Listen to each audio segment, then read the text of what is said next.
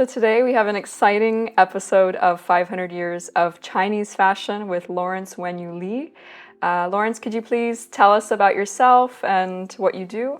Hi, my name is Laurence Wen-Yu Li. I'm currently a PhD student studying History of Design at the Royal College of Art in London, and I have a master's degree in textiles and clothing from Furen Catholic University in Taiwan. My research centers on late Qing clothing, which is about late 19th century. It's been very fun to get to explore slightly earlier than what I've mostly been studying. Thank you so much for being here. I'm really excited for this episode because I had a little peek through all the different garments that you're sharing with us today, and they're all just so beautiful. And so I'm really curious to learn more about them. Thank you for having me. I really enjoyed Dr. Minji Kim's episode, and there are some elements in Korean fashion that we will see later on as well. So could you maybe just start by letting us know what is going on in the 1400s with Chinese fashion? Let's just give you a brief overview that usually Chinese history is studied through dynasties. So the period that we're looking at is just after the start of the Ming Dynasty in 1368 and through to the Qing Dynasty, and then after the Qing Dynasty has ended to around 1920. The Ming Dynasty was founded by is a Han-ruled dynasty. The Han is the main ethnic group in China, which makes up around 90% of the population. And there are many different minority groups in China. So for instance, the Yuan Empire just before the Ming was founded by the Mongols, who are an ethnic minority now. And the Qing dynasty after the Ming was founded by the Manchu people, who are also an ethnic minority. In the 1400s, the Ming Dynasty had become established, and they were trying to do away with the influences from the previous dynasty. I'll just show you a brief list of the Ming emperors. The Ming Dynasty lasted around 300 years, and there's like 19 emperors. But the Qing Dynasty lasted around the same time. There were only 10 emperors because 3 of the emperors in the Qing Dynasty were in place for a very long time each. So that made that very stable during that period. So starting from the 1400s, the founder of the Ming Dynasty, called Zhu Yuanzhang, he made regulations about what the government officials and the royalty and the common people could wear. For instance, court garments were supposed to be red with green edges, like shown here. So on the left is a portrait of Yang Hong, who was an aristocrat, and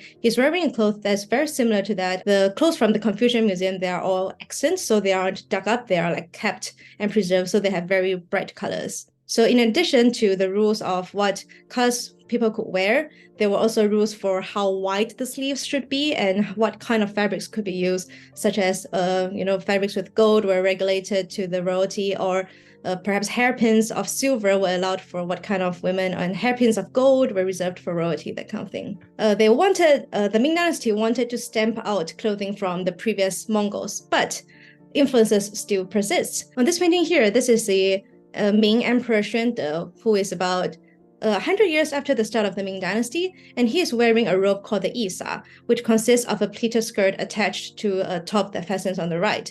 And you can see that is very similar in style to the clothing that the Yuan Mongols wore on the left here. This is the turlik, also called a bianxian pao, from around the 13th to the mid 14th century. So you can see that it has influenced Ming clothing, and they have continued to wear it. So the Yisa is worn by not just the emperor, well, it could also be worn by his attendants, by officials, and even by common people. So here are some of the emperor's attendants wearing Yisa in different colors, which would have been related to their rank. Women during the Mongol rule usually wore long robes that covered their legs.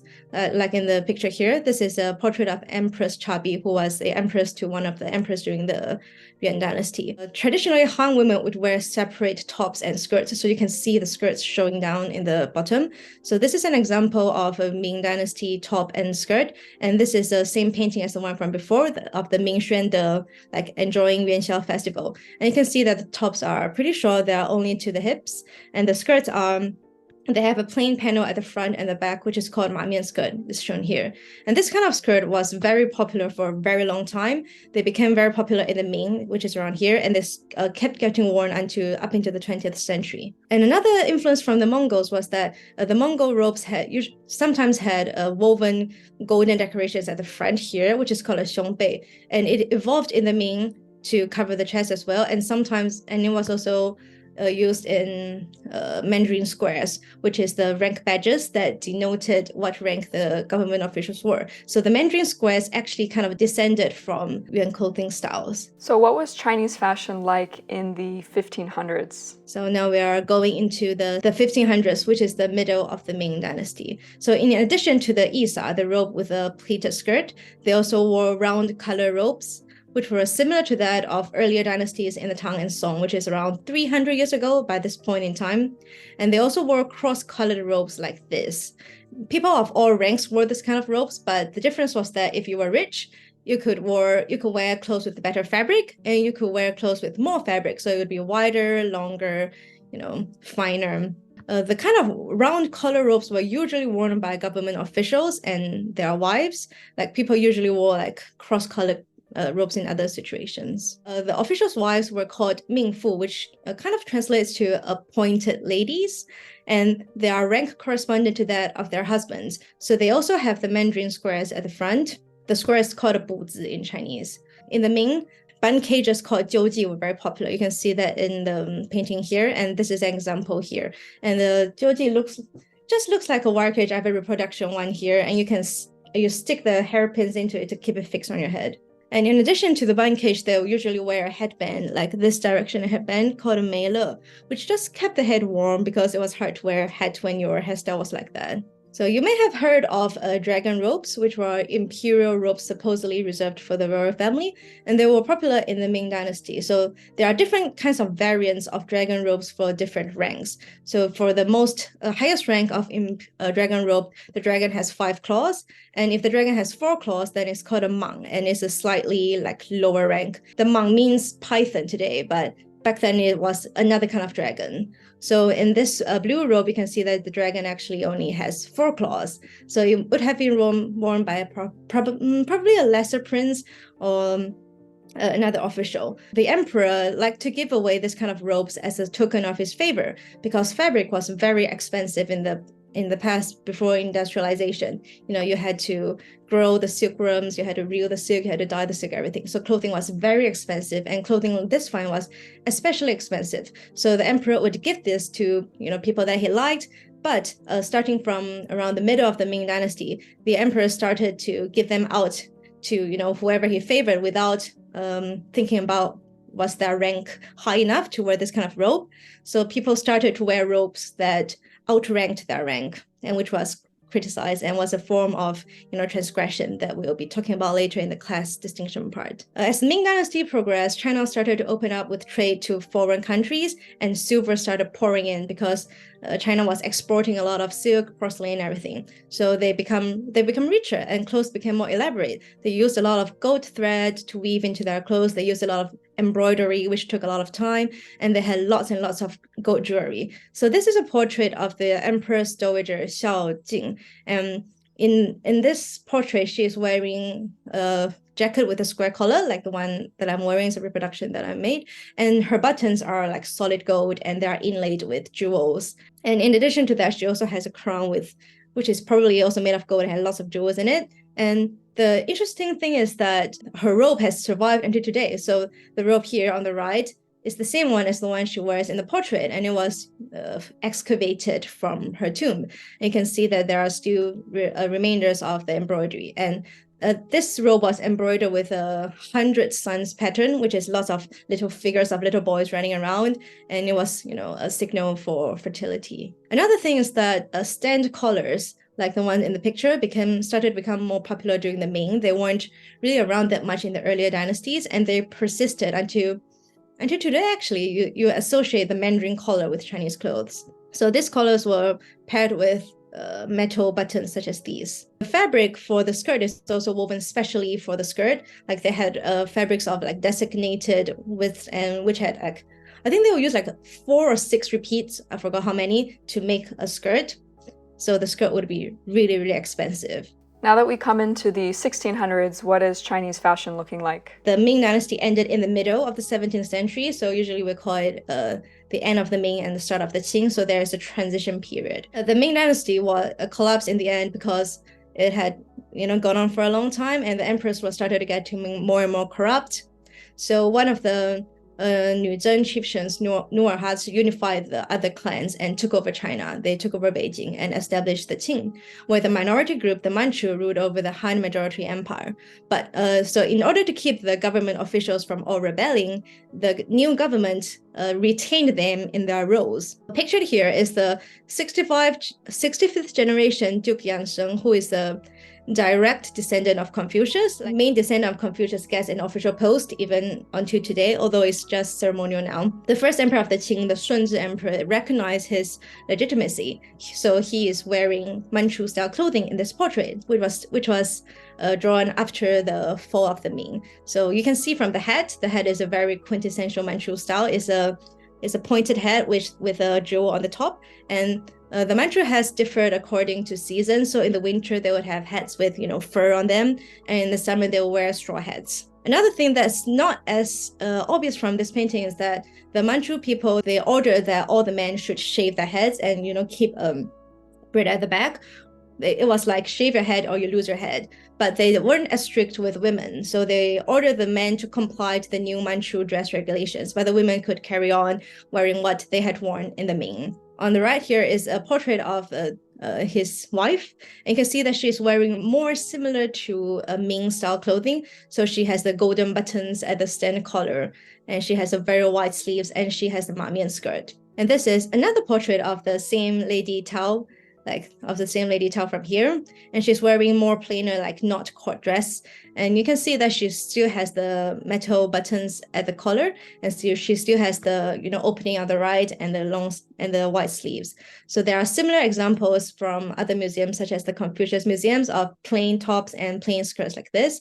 Usually they are not really that plain. They have woven patterns, but they are monochromatic, so it's harder to see. And this style continued to be present into the early Qing dynasty until around the 1800s. This is another example of a Ming clothing continuing to the Qing. So on the left is an illustration from an encyclopedia called Sancai Tuhui, which was published in 1607. And this is a banbi, which refers to a sleeveless jacket. And on the right is a painting from the late 1600s, which is already in the Qing dynasty, and is of a maid called Cui who's stealing a slipper. And you can see that the mistress is wearing banbi, which is very similar to the one in the illustration. So they didn't change their style of clothes overnight.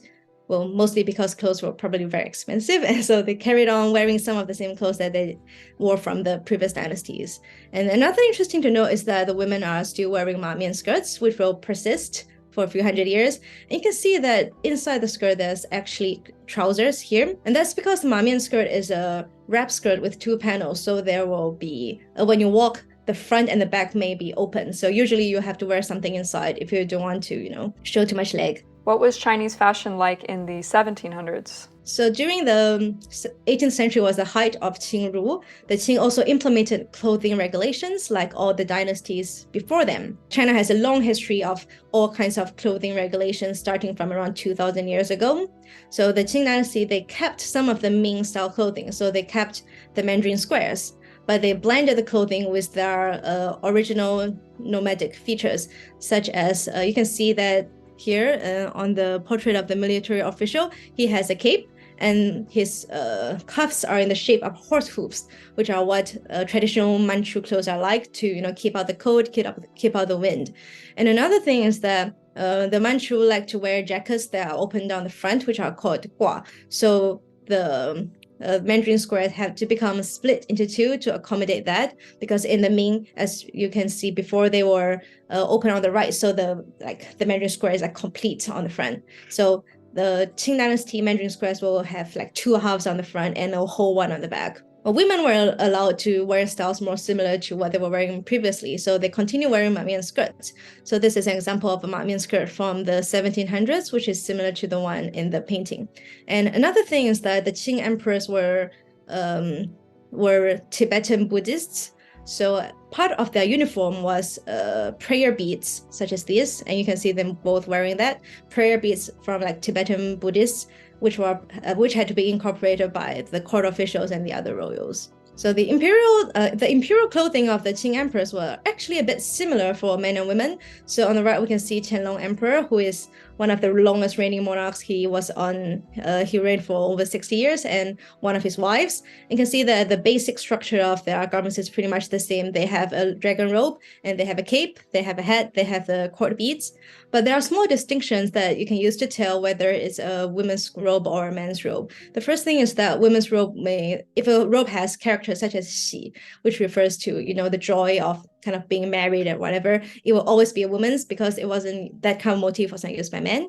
And the other thing is that a lot of the women's robe at this time, they had sectioned the sleeves. So you can see that there's a few sections of the sleeves here, but the men's is all in one. And another thing that is not obvious here, but usually women's robes will not have slits in the front and the back. Like the men's robes will have slits. Sometimes they'll have slits here and the back, because they were horse riding nomads originally. So if you want to move on the horse, you need more slits than just at the side. So this is the same painting from before. And what's interesting is that some of her robes have survived. I think this is probably the same vest as the one in the painting. So you can see that there's dragons, because she's of course imperial consort, and there is a pattern of the waves and the cliffs at the bottom, which is very characteristic of Qing imperial clothing. It's found on court clothes, and it's found on officials' robes. And during the Qing, embroidery was the decoration of choice, and they often embroidered onto a monochromatic satin damask, which already had some patterns, and that put embroidery on top. So they prized embroidery over like woven patterns in contrast to the Ming, which had a lot of more woven patterns. Like I mentioned before, that they have hats for like different seasons, different occasions. So this is the empress's hat, and has lots of very fancy things on the top. So what about non-imperial people? So this is an album called 宴请怡情, which means intimate scenes of leisurely love.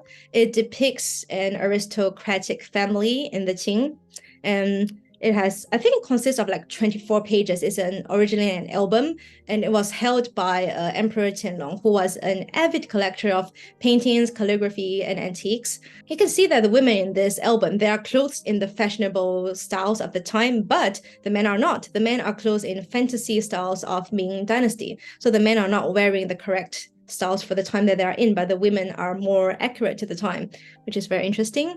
And there is an extant jacket from around the same period that you can see is a bit similar to the one in the painting, in that it has decorated borders down the front and along the hem. So these are a few more leaves of the album. And another interesting thing to see is that this woman is wearing a patchwork jacket, which is called 水田衣, which means rice paddy jacket, because the patches look like rice paddy fields when you see them from afar. And the 水田衣originally originated from monks' clothing, because the monks were supposed to be, frugal. So they would save up scraps and sew them into clothes. But by the Ming and Qing dynasties, this kind of clothing has also become a bit popular with, just fashionable women who would wear it, even though they probably got it made and it wasn't an act of really frugal saving. And another thing is that they are also wearing beizi, which is the sleeveless jacket that was mentioned before, and they are also wearing the mamian skirt. And by the middle of the century, the mamian skirt has started to become a bit more fancy. You can see there's a trim at the bottom. And by the end of the century, the mamian skirts will be covered in embroidery. So this is also another example from the 18th century. You can see that the portrait actually shows some similarities to the Ming styles. There's still the metal buttons on the collar, which are a bit less popular in the Qing, because the Manchu people originally used frog closures made from cloth for their buttons. And at this point in time, the Qing, most of the other Han women were also using that kind of button, but the metal buttons did still survive for some time. And there are borders around the hems and around the cuffs and around the openings of the clothes, which are a staple of Chinese clothing at this point. And this is an interesting artifact. It's a Chinese couple made of painted pottery. They're pretty big. They're around 60 centimeters tall. And these are held in the Asian Civilization Museum in Singapore. You can see that the woman's actually wearing 2 layers of tops. She's wearing one with a narrower sleeve, which could be her zhongyi, which refers to middle clothes. It's kind of like middle layer of garment between your undergarments and your outer garments. And she's also has bound feet. You can see that the feet here, they are tiny and they are shaped differently. The man is wearing typical clothes of an official. So he has the Mandarin squares at the front, and he has the wave patterns on the robes inside. What was Chinese fashion like in the 1800s?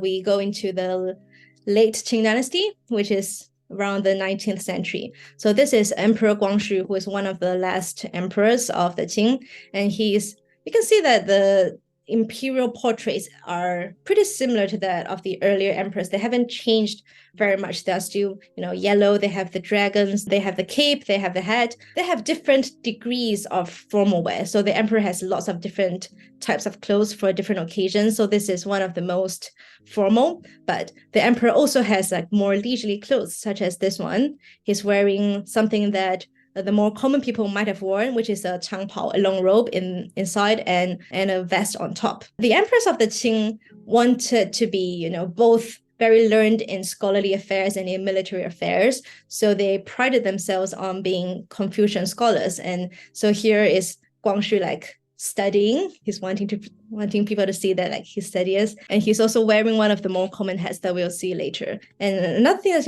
interesting is that they, apart from studying, another facet of being a scholar in this time was collecting antiques and appreciating art. So there's a lot of collected things around his study. Well, we can't talk about like the late Qing imperial era without mentioning Empress Dowager Cixi. She was the mother of the Tongzhi Emperor, and she served as a dowager empress and then as a regent for almost 50 years. So critics of Cixi often blame her for refusing to adopt Western technology for like China's defeat at the end of the 19th century, but she actually engaged with Western missionaries. So this is a painting done by Cixi by a Dutchman called Hubert Vos, and this is a photograph taken of Cixi by a French photographer called Firmin Larive.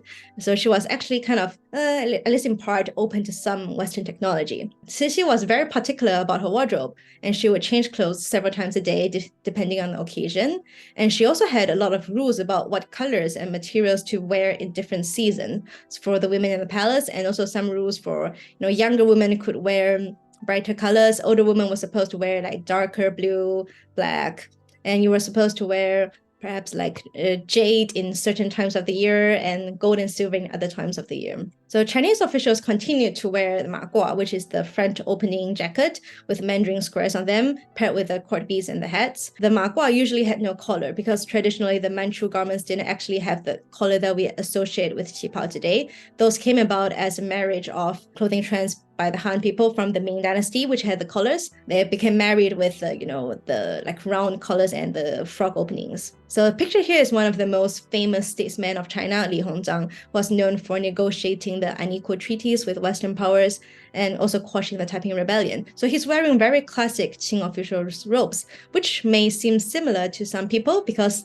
usually in Chinese zombie movies, that's what the zombies are wearing. The reason that the zombies are usually wearing officials' robes is that Chinese people aspire to, pass the government test and become officials. But if you can't do that, at least you can have that. You can wear that when you're dead, or you can wear that when you get married. So that's why a lot of in the zombie movies, the zombies are dressed like this. It's actually the official's dress, not the zombie's dress. Yeah. But if you weren't an official, what would you wear? You would just wear a similar version, but with like no Mandarin squares. So this is actually a pretty wealthy tea merchant. He's wearing a plain ma guo, which is the jacket, the short jacket on the top. It's called ma guo because ma means horse, and it's a horse riding jacket, so it's shorter on the top. He's wearing a changpao inside. So this changpao is similar to this. It has no collar, and it has the openings on the right that's like the women's clothing as well. Men's clothing were usually dark blue or black and had minimal ornamentation. They usually wouldn't have ribbons or embroidery, but the fabrics themselves could be figured. They could have satins, damask. During the end of the dynasty, they could also use imported suiting wools. So what did the Manchu women wear? They wore long robes. So like we mentioned before, the Han people did not like to wear long robes. They associated it with nomad groups. So obviously the Manchu are a kind of nomad. They do wear the long robes. And they did wear trousers inside because the robes had slits around, I think up to around here. They may have worn leggings or like open crotched trousers underneath.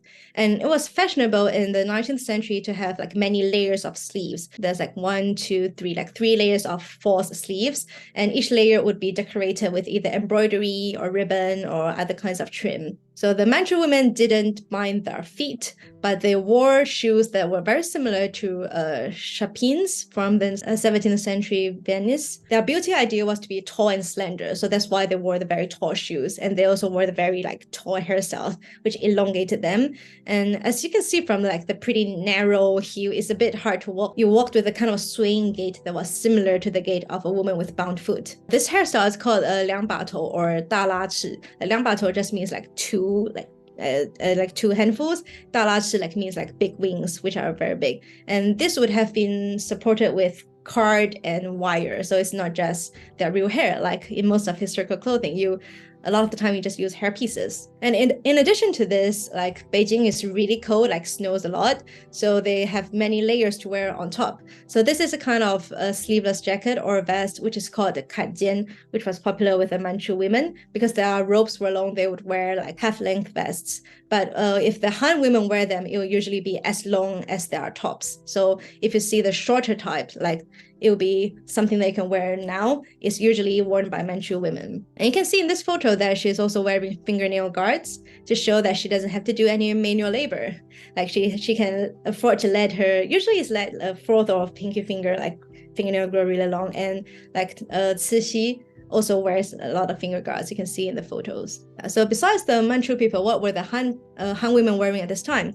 At this point, the clothing of the Han women had merged kind of with the Manchu. So they were using frock closures made from, bound fabric, but they were still right fastening like hanfu, and they still wore the mamian skirt, which came down all the way from the Ming Dynasty. And unfortunately, they still had bound feet.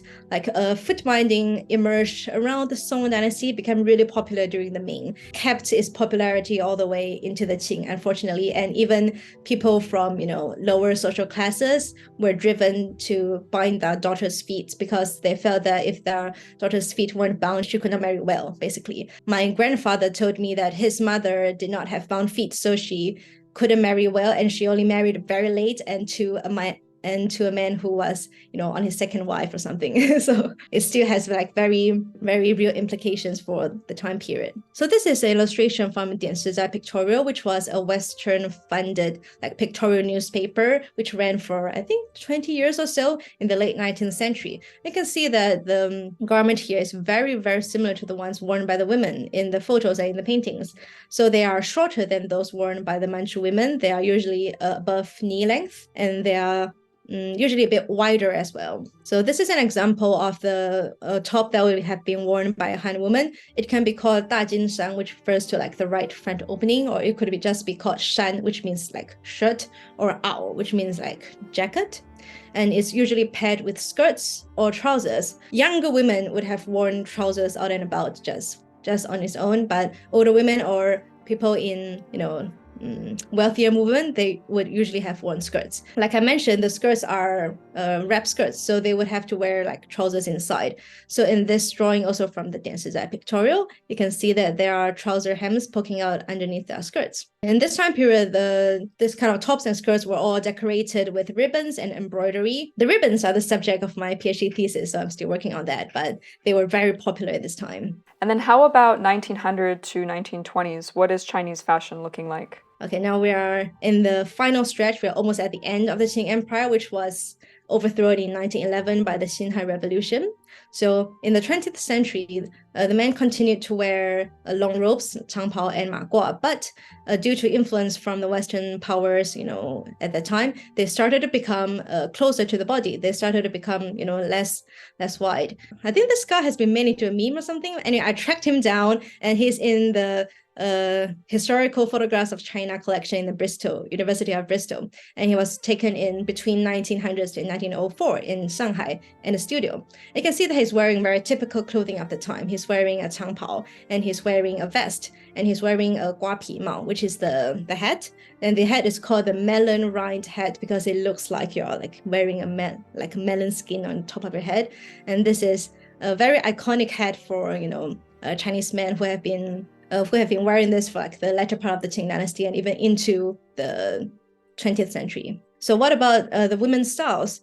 During the end of the dynasty, the decadence and the amount of embellishment started to go down because people associated the opulence of the clothes with why the empire was failing. Starting from the 1900s to the 1910s, the women's clothes started to incorporate less colorful decorations. So they started to use more bias tape. They would use like simpler designs. So you can see that on this top, there's only just like one line of decoration, and compared to this one, which has like 5 different ribbons and it has applique on the sleeves, it has embroidery everywhere. The clothing became plainer. The collars started growing higher. At one point, the collars were as high as the chin, and they were called yuan bao ling because they look similar to the Chinese money.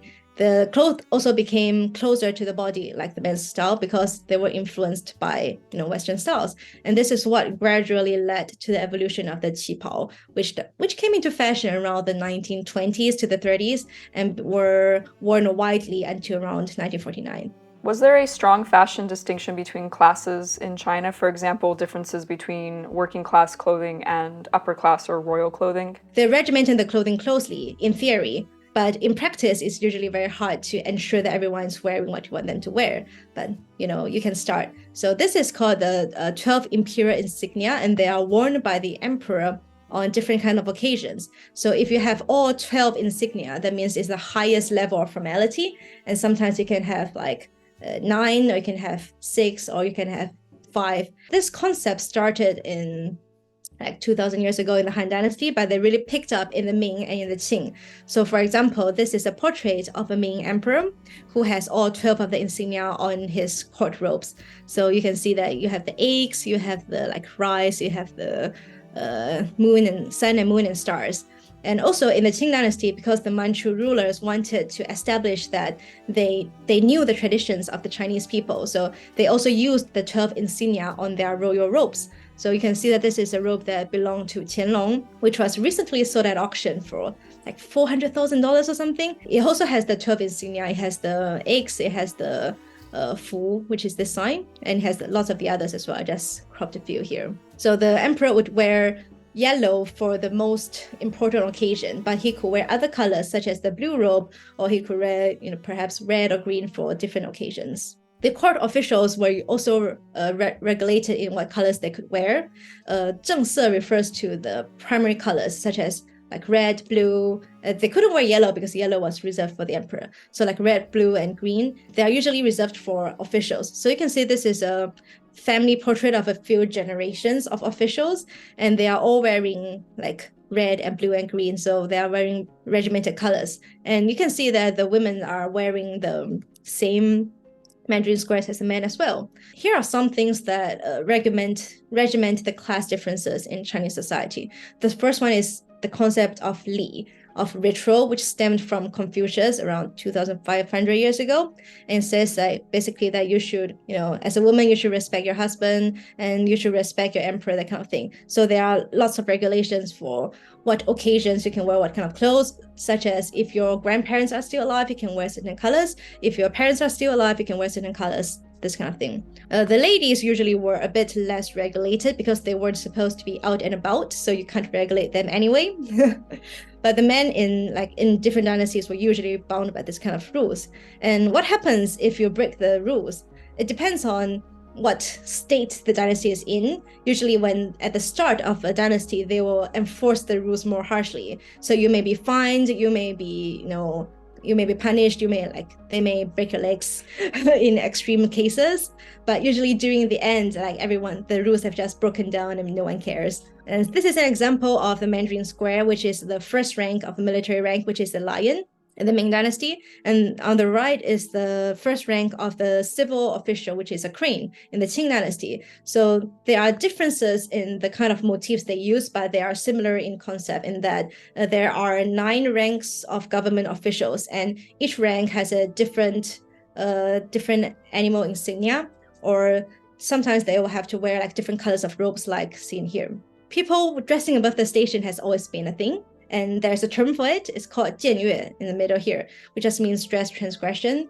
And a lot of the times it's just scholar officials complaining that the women are wearing clothes with too much embroidery, that kind of thing. And it can also be seen in examples such as this is a Ming robe, which has a dragon with 5 claws. Like supposedly, if it has 5 claws, it's supposed to be reserved for just the imperial family.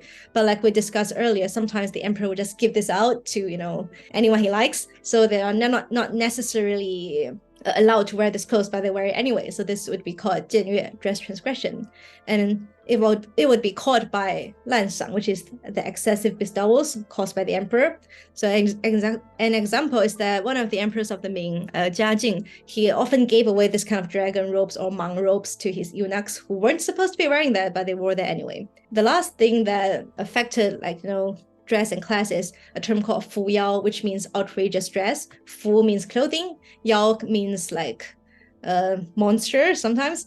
So this would refer to things like, women wearing men's dress, men wearing women's dress, which is surprisingly common. It's more common than you have thought. And in this example, it's a satirical drawing in a newspaper in 1909 saying, who is the prostitute and who is the student? They were complaining that the female students at the time were dressing up too fancily. They were wearing the Western style glasses. They had Western umbrellas, and they had lace on their tops and lace on their skirts. So you can't tell what rank you're supposed to be by the clothes. One of the tenets of the concept of Li ritual is that you can tell what rank a man is by what he's wearing. So it supposedly allows for better social order, supposedly. What are the primary fibers and materials being used in Chinese historical fashion during this period? Of course, China is most known for its silk, but there were a couple of fibers that were in use throughout the decades. So during the period that we're discussing in the Ming and the Qing, the plant-based fibers that would have been used would have been cotton, rami, and hemp. Cotton is not indigenous to China. It came into China during the Song dynasty and became more popular during the Ming. And it was a cheaper alternative to some of the other fibers. So it would have been worn by slightly poorer people. And rami and hemp are both indigenous to southwestern China. And they would have been worn in warmer months because they are like linen. So they are very, breathable, and they can be pretty sheer. And nomads would have worn wool and fur. Usually Han people didn't like to wear wool and fur because of the associations with the nomads. But because, the Qing dynasty was run by Manchu people, the emperor would wear fur jackets like this. And by the end of the dynasty, because of increased trade with the West, they would have been, wool suitings and fabrics. So this is an example of a pink dajinsan, which is made from wool. The silks will usually have been worn by, upper class because silk was expensive to make. You have to breed the silkworms, and they are very fine. It takes a long time to brew everything. So there are around 8 main types of different kinds of silk, which are divided by weave. So we have gauze, and we have luo, which is also a type of gauze. The sha refers to plain gauze, and luo refers to figured gauze. And we have juan, which is just plain weave silk. And juan is usually not used for clothing. It's usually used for backing paintings and, fans, that kind of thing. And chou is a general term for all kinds of silk. Duan refers to satin. So satin was one of the most popular types of silk used in the Qing dynasty. Almost all of the clothes that I showed you for the Qing dynasty, they are made from figured satin. Jin is a compound weave where the colors are sometimes added to the ground, which is very, very expensive. Ling is kind of a twill damask, and velvet was also in use during the Ming dynasty, which is probably earlier than we would have expected. So they have a very large variety of different weaves and colors to choose from, and they would also have print technologies and embroidery on top. Are any Chinese historical fashions readily worn today in China in modern times? Hanfu refers to clothing of the Han. And hanfu is a term used by people nowadays to refer to, wearing Chinese historical dress. But because the term only includes people of Han ethnicity, they usually don't wear fashions from the Qing dynasty. And they also wouldn't wear fashions from Yuan dynasty, for example. The examples I'm showing here they're all Ming dynasty hanfu. So you can see the ma mian skirt, you can see the golden buttons, you can see the standing collars. So they are becoming increasingly popular with young people. You can buy them online. There are a lot of designers shops making replicas based on excavated garments because they are made for a modern audience. Usually they are not as they're not as focused on fiber content as we in the historical costuming community may be. So usually it's just polyester, especially if you want to set the pleats. Like if you don't want the pleats to fall out just after one wash. Because they don't like to wear Qing fashions, so Hanfu usually cuts off at Ming, which is, more than 300 years ago. So it's actually very hard for many people to know what the clothing that people actually may have worn during that time, because most people wouldn't have the time to just go digging around for lots of primary sources. So there's lots of Hanfu in all kinds of different stages of accuracy around everywhere. It's nice that more people are becoming aware of it and more people are knowing that this is Hanfu, because I've heard that when they first started to wear it more around like 10, 20 years ago, a lot of people would think it was kimono or think it was, like Korean dress. The netizens in China will be very angry if you refer to any of this as Korean dress now. And another thing is that like elements from Chinese clothing have been used by a lot of collectors, by a lot of designers, both in China and abroad. So I've put a few examples from Chinese and Taiwanese designers. One brand is called Shanghai Tang. They do a lot of like Qipao inspired, which is like more aligned with Qing clothing because they have the buttons and they have the collars. Xia Zichen is a Taiwanese designer who has dressed Michelle Yeoh for her wedding as well, who is also like, I think is more inspired by like the Qing and the Republican era. This is a Chinese brand called Heaven Gaia, and they do very Hanfu inspired designs. So that they have designs inspired by the Ming Dynasty, by the Tang Dynasty, and other. And this one is a very famous dress by Guo Pei that you may have seen before because it was in the Met Gala exhibition a few years ago. I think China Through the Looking Glass, and it's inspired by the porcelain of China. And Guo Pei does a lot of like Chinese inspired designs using Chinese style embroidery. Aside from like Chinese designers, of course, there's lots of Western designers who are also inspired by Chinese dress, such as John Galliano and others. But I haven't shown them because there's issues of cultural appropriation that I feel like we're not ready to get into here today. Yeah, it's a big one.